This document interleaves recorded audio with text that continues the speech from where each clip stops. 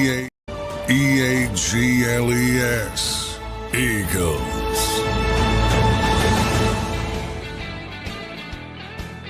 Welcome in, everybody, to a Tuesday edition of Birds 365 here on JAKIB Sports. It's camp reporting day for the Philadelphia Eagles, everybody. I'm your host, Zander Krause. That's my co-host, Johnny Mack, John McMullen. John, the Eagles officially report to training camp today. How you doing on this Tuesday morning? Yeah, doing well. Happy report day, everybody. I told them to report to Birds 365 since the Eagles have to report. You might as well come back. Absolutely. A lot of people stuck with us, but I have a feeling things are going to spike a little bit, hopefully starting today. Yep, no doubt about it, Johnny Mack. And then they're back on the practice field tomorrow. So for those listening in and for those who listened the last couple of days, we will have a slightly different schedule here through training camp, with the practices being early in the morning. So tomorrow we will not be until 6 to 8 p.m. at night, and then Thursday as well. And then next week I'll give you guys the next week's schedule on Friday. Friday we will have a normal 8 to 10 a.m. edition of Birds 365 this week. So I'll keep you guys posted on that. Just make sure you're checking in and you're looking for my updates so I can let you know when Birds 365 is. Johnny Mack, we're going to talk to Ed Kratz today. I'm excited to talk to Ed. It's been a little bit. I hope he had a great offseason, but I got to give him a little bit of a grilling for the Zach Bond talk, for the Zach Bond list. So we'll talk to Ed about that. I'm looking forward to talking to Ed. Yeah, wasn't able, our top 25 list, we got through that a little while ago, so I kind of turned the page. I got to remind myself, but I do know I ripped him privately about Zach Bond. So yeah, we can tweak him a little bit, but I'm sure he'll tweak me back. So yeah, I'm sure he will. Which is fine. Yep. Gotta love Eddie K. So we'll talk to him coming up in about 15 minutes here on Birds 365 from Eddie K. Eddie Kratz on SportsIllustrated.com with Johnny Mack. He writes over there. John, the news yesterday, as you predicted many days here on Birds 365, that the Andrew Makuba deal would get done. And it got done yesterday, and now the Eagles have officially signed all of their 2025 draft picks. The coast is clear, Johnny Mack, heading into training camp now. Yeah, shocker. Makuba under contract, but it was a little bit more consternation. But once you saw the logjam break around the league, because the fight was about guaranteed money for second-round picks, fully guaranteed money, which extended into the second round for the first time. And I think they got it to number 40 overall, which was Tyler Shuck. And next year it'll probably go a little bit further. So was never going to affect Drew Makuba, but, and I haven't seen the numbers yet other than the slot that he's in. But I'm talking about what percentage of his $7.1 billion is fully guaranteed. And I'm guessing, and this is just a guess, it's percentage-wise, it's going to be a new record, because basically every slot has increased their fully guaranteed percentage. So that's a rare positive for the players. But yeah, there was never any doubt. Again, if it were a day or two, there's no real wrangling. Old school wrangling when you used to have legitimate rookie holdouts. There's none of that. Still Cincinnati with Stewart up there, still having problems with their first round pick. But other than that, it's really, you really got to work to not sign your rookie picks now. You really got to work. Yeah. You really got to work at it. Yeah, it was literally just kind of waiting for the dominoes to fall. And you could see last week, John, when they started to fall very quickly for that to happen. So now Makuba is signed. Everybody is signed. John, what's the next couple of days agenda for you and for this team to kind of prepare everybody as they get to camp? I know today they report. There's no open media access today. Tomorrow they're on the practice field for the very first time. You'll be down there very early. I know you have to get done all of your credential stuff and all of that fun stuff. But Wednesday they're on the practice. Nick Sirianni speaks, I believe, at 9:30 before practice, and then practice is 10 a.m. on Wednesday and Thursday. Fangio speaks before practice on Thursday. So what's kind of the next couple of days look like, John, for this team and for the fans to follow along? And generally, Howie speaks day one as well. Generally, they don't sort of confirm that, because if he's doing something else, maybe he won't. But over the past number of years, Howie tends to talk on day one as well. So you have dueling Howie Roseman, Nick Sirianni. So day one, always a little bit different. That's why I have a little bit of extra time before practice to talk. My guess is Howie's going to be there. But again, so you should tune in for that if you're interested. Practice 10 o'clock.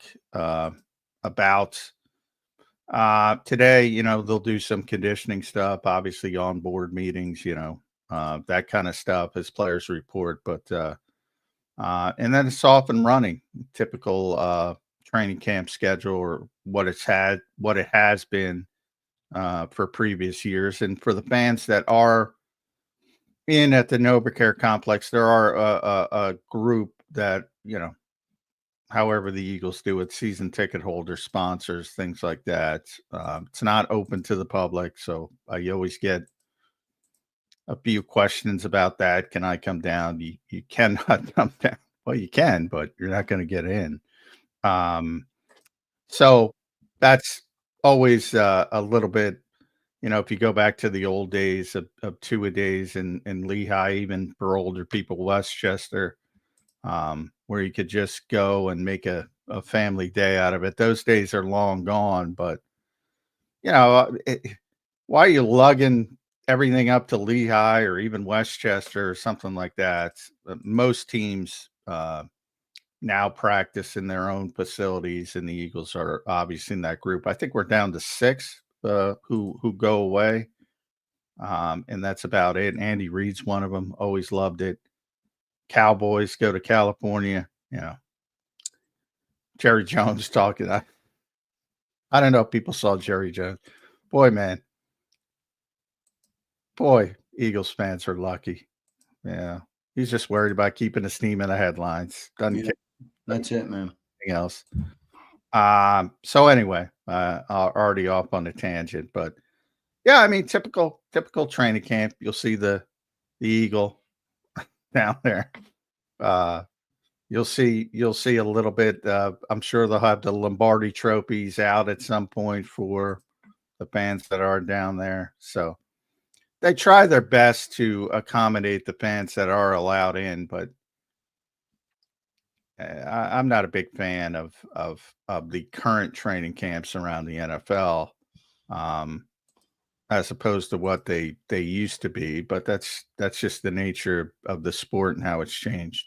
Yep, no doubt about it, Johnny Mac. John, Eagles have a clear advantage. You just brought up Jerry Jones, and obviously some of the comments he made before or as his training camp kicks off over in Dallas. But Eagles have a clear advantage, John. Before you even step on the field, before you even say hike, before you snap the ball for the first time, the Eagles have a clear advantage over the rest of their division. I mean, the Commanders, they don't have Terry McLaurin under contract, so they have that hanging over their head. Now, maybe it gets dealt with, but you never want to go into camp with that. The Cowboys obviously are what the Cowboys are, and I don't think anybody's really worried about the Giants. But Eagles have a clear advantage, John, heading in before you even get on the field. Yeah, I think a lot of it, starts with Jeffrey Lurie, because, I think the assumption of most fans is everybody's trying to win, and that's not the case. And, there's a handful that really do care about winning. And Jeffrey's one of them. So it all trickles down from Jeffrey Lurie. In this era of Eagles football, a lot of people, because Jeffrey's been here for so long now, 94 or whatever it is. So, you got a whole generation of fans into 2 generations who really have known nothing else than the Jeffrey Lurie Eagles. And you should be thankful for that, because it wasn't always this way. And there are times in Norman Brayman era and such, back even further, that this was an outpost. This was one of the worst franchises. Right. So people are lucky to, in this specific era, 3 Super Bowls in 8 years, 2 Super Bowl championships, which coincided with my arrival, is is the best era of Eagles football since really, you probably got to go back to 1949 and 1950, certainly of the modern era.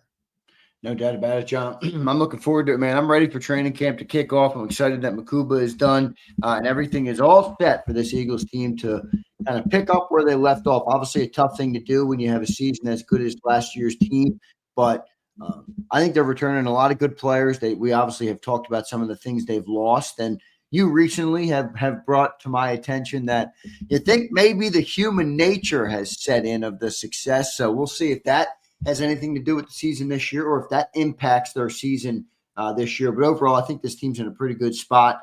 John, I mentioned I saw JAKIB Campbell and N'Kobe Dean over at the NASCAR event this weekend. Boy, JAKIB Campbell's a big dude, man. I think Eagles fans are going to be really excited with that player. Now, that doesn't mean he's going to be good, but you look at the athleticism on tape, you see the size of him, you see some of the football IQ that he has. I think he's quickly going to become a fan favorite, John, with Vic Fangio. We'll see when he gets out there. I don't know what that looks like yet or that timeline looks like, but I do think he's a player that's flying under the radar a little bit this offseason. I think fans are going to be fired up about him. I think Vic Fangio is going to be fired up about him. We already saw Vic when they drafted him on the Eagles unscripted program. Right. The rare smile from Vic Fangio. So yeah, he's excited about having the player. I'm not sure how it'll look early. But, to me, it's about 2026 and beyond, because I do think you have the hope is that N'Kobe gets healthy this year. And then it's going to be pretty clear cut, N'Kobe and Zach Bond at off-ball linebacker, if that's the case, and for one more year, and then you would kickstart the entire thing. But I think this season, situationally, is where I think JAKIB Campbell, when he's healthy, because he's got to get healthy too, I think that's where you start him and you grow from there. But we'll see how it shakes out. A lot of things depend on other players. Not only N'Kobe's injury, but how is Jeremiah Trotter playing when, early in the season, week 1, week 2, when he's likely going to be the starting linebacker? Does he play well? Does he play really poorly? Because if he plays really poorly, then there's an urgency to get JAKIB Campbell on the field a little bit sooner. So a lot depends on how things go with other players as well. And if he plays really good, I mean, I wonder how much that could play into delaying getting JAKIB Campbell on the field. If you have a player who's in there who's playing really good, you can probably then take your time or at least have a little bit of pressure off and getting him back. I don't know if that's a good thing or not, but I do think Jeremiah Trotter is going to have a decent start. We'll see how he does, obviously. But what do you think that would look like if Trotter is the flip side of bad? He's really pretty good. Well, he was really pretty good. The luxury of playing time is nobody's taking you off the field if you play well. Yeah, period. So I mean, that's everybody. That's the luxury of playing time. You can go all the way back to Tom Brady. The original plan was, well, Brady, Drew Bledsoe will be back in when he's healthy. Wally Pipp. Yeah. Lou Gehrig stepped in. So, if you play well, nobody's taking you off the field. Nobody, with the exception of Travis Fulgham. I'm joking. But even in that instance, it was kind of a surprise to us. Evidently, Travis was a poor practice player, but, and I joke and put him in there. But if you play well, doesn't matter how you got the job, nobody's taking you off the field. Yep, no doubt about it, Johnny Mac. How do you see the cornerback battle starting in camp? You think Ringo will have the first team reps from jump? You think there'll be a rotation? You think they'll make him earn it over Adoree'? How do you see that position playing out? Because I am interested to see if you come to me after practice and you're like, well, they had Coop on the outside today. They had Keeley today. They had Adoree' today. Like, you think there's a big rotation there? You think it's put in Keeley and see how he does from there? What do you think happens with that cornerback spot to start camp? To start, I think it's going to be exactly like the spring. I think Keeley's going to get the first rep on the first day. Probably Adori's going to get the first rep on the second day, and so forth moving forward. I think that's how they're going to handle it. Now that's in nickel. When Cooper, so you're going to hear about Cooper outside, but when they only have 2 cornerbacks on the field, he's going to be on the field, but which is rare, as Vic pointed out, in actual game action. I believe he said 160 times last year. That's it. That's how many times they only had 2 corners on the field. When that's the case, it's going to be Cooper and Quinyon. When there are 3 corners on the field, Cooper kicks inside, and Ringo's going to get the first shot, but Adori's going to get a real shot as well. He's going to have to beat him out, no doubt about it. Yeah, I'm curious to see if he'll be able to do that. I'm pretty confident in Keely Ringo's ability. He hasn't quite put it together yet. And John, some would point to last year and say, well, he couldn't get on the field last year, even with Slay, missing all that time, and they kept going to Isaiah Rodgers. Do you think that's a knock on Ringo, or do you think that's more of Isaiah fit that role better? Ringo wasn't ready, but it would be fair for someone to say he couldn't really play the backup outside last year. What makes you think he's going to be the full-time starter on the outside this year? I think that would be fair to say. What do you see with that? How do you see that impacting this year? Well, I think people don't understand, backup roles are different than starting roles. And I always bring up the utility comparison in baseball. Some guys are good at it. They only play once a week and they're good at it. And some guys are terrible at it, even though they're better players if they're playing 5 times a week, because they need that constant playing time, constant at bats to get comfortable. Same thing with football. Some guys are good backups. And some guys who have a lot of talent aren't good backups because they're used to playing a lot and they need to get that feel in the game. Then you talk about Rodgers, he played well to my original point when we're talking about Trotter. So when you play well, nobody's taking you off the field. Even though he's suspended the year prior when he got here, he's got experience, so he knows how to handle sort of stop and start playing time. That's what happened to him in Indianapolis. He was not a full-time starter, but he got a lot of snaps, and so it shouldn't be a surprise that he was more comfortable in a third cornerback role when it's basically in game. When all right, Slay might have a concussion, you got to go in there. It should make a lot of sense that Isaiah Rodgers was the guy he called on. And it becomes, well, he played well with it as well, so you're not going to move away from it. So that doesn't worry me at all. As far as whether or not Kaylee Ringo is going to succeed, it has nothing to do with, it will have nothing to do with Isaiah Rodgers playing over him last year. I mean, we'll see what ends up happening there with Ringo checking in. We got Ed Kratz in the green room. We've been waiting to talk to Ed Kratz for a little bit. Looking forward to seeing our man Ed. Let's get to one chat here before we get to Ed. Texas T checking in. What's up, Texas T? Member for 8 months. Thank you for being a member for 8 months. We appreciate that support. She says, it's a great day for the guys to report. It's my birthday. There we go. A little birthday. There you go. That's a good birthday present. Yeah. The Eagles report on your birthday. You must. Drew McCuba's reporting. Boy, I was really worried about that. I wonder. Johnny, you prepared, Texas T. You knew Drew McCuba would be signed before your birthday, and that's exactly how it happened. Texas T, thanks for being here, and happy birthday to you. It's a great day for your birthday, and it's a great day for the Eagles to report to training camp. Let's get to our main man, Ed Kratz, joining us now here on Birds 365. You can read all his work at si.com. You can follow him at Kratz E. Eddie K, welcome back to the show, man. How you doing on this Tuesday morning? Hey, man, doing good. Football's right around the corner, right? Everybody should be excited. Yep. Where's your anxiety level, Ed? It's pretty high. This past week, I feel like I've been walking the Green Mile, to be honest. Yeah. There's always anxiety leading up to camp. It's just the grind. And once you get into it, you're not even thinking about it. But